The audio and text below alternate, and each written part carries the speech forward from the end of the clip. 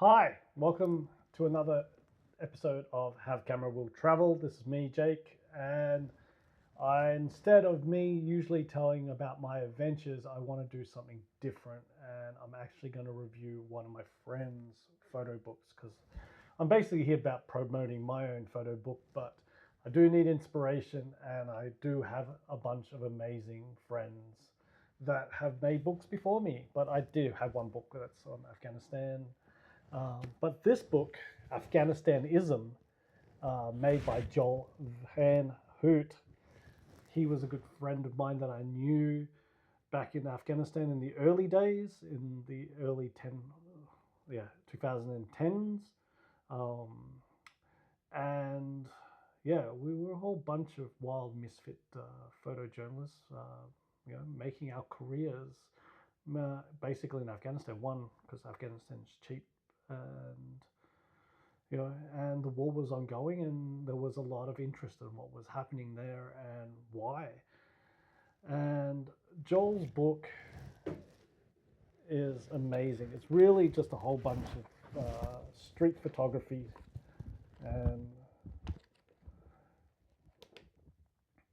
and basically there's also quotes. So there's a lot of quotes that is written into the book. It's just a little single piece of paper, and yeah. So, but yeah, you got beautiful quotes and images of street life, all in the early sort of days of Afghanistan. So yeah, I would always see Joel wandering around the streets in the early morning and the afternoon, just with a camera, just taking street photos, and it's kind of really fantastic to see these all come to life. And it must have been a hard one to choose which one was going to be the right photos to put in it, but he's done well. And there's photos and stuff with American soldiers and them on patrol and other different sort of units.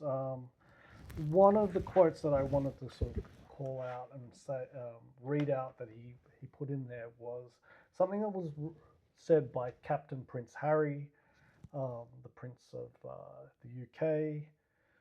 And he wrote, well, he said, "You can't kill people if you think of them as people. I've been trained to otherize them, trained well." So yeah, this was the basic mindset of most American soldiers in Afghanistan, and also pretty much almost all combat sort of scenarios and war zones. Like you look at Palestine, today, and the way that the Israelis sort of treat and think of all of the civilians and all Palestinians as animals that need to be slaughtered. And this is the way that their sort of society deals with it, to be able to accept the genocide that is happening. But yeah, we'll go back to Afghanistan and Joel's book. It is beautifully made. It's got some beautiful paper. Um, it's soft covered. It is a little bit too big. Like, it doesn't fit in my IKEA bookshelf that has all of my friends' photo books and all of the journalists and photographers that I also admire are on the opposite side of this my office. Uh, yeah, so this is going to have to go actually with the other book that I have with Gregory Crutzen, which is way too big to fit into there as well. So yeah, this is where this book is going to be going. But it's beautiful. I do recommend following Joel on Instagram. I'll put the link in there. And if you can, if you still got a few books for sale, snap them up because they're beautiful.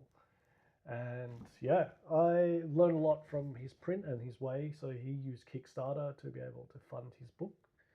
And I kind of want to go that same sort of route, but I do want to sort of probably try and privatize it and do it myself, build my own website, and be able to sell some photos beforehand of the book, of the photos that are going to be in my book, and that will go and contribute to me being able to find the right publishers and printers to print the book.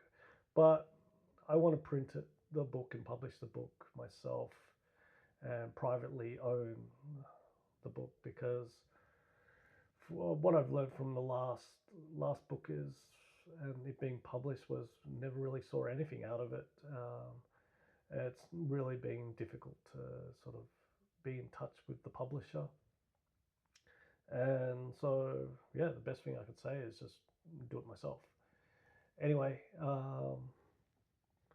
I can't wait that the book will be done. So I'm madly finishing the book and the design and some of the photos that are in it. This photo here, I don't know if you can fully see it. I probably have to move my monitor or move the camera. More so move the camera. And yeah, so I've got photos from even the Republic of the Congo. I could actually split this over. Nope, that way there. And further back.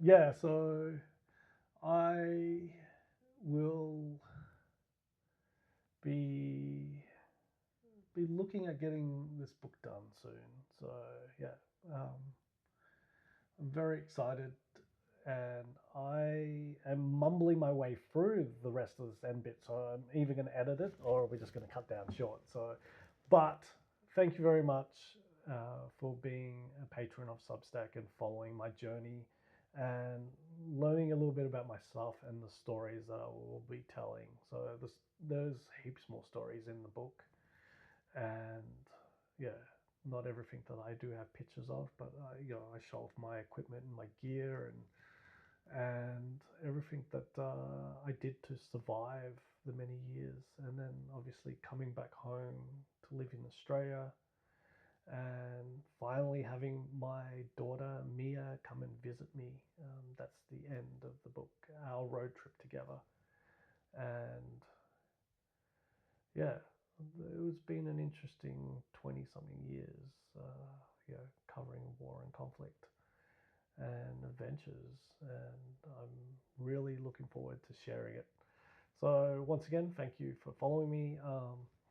Yeah, the people that have subscribed to my Substack, they're going to get a free copy or a print um, in the near future. Because just thank you very much for you know believing in me. Till then, yeah, stay tuned.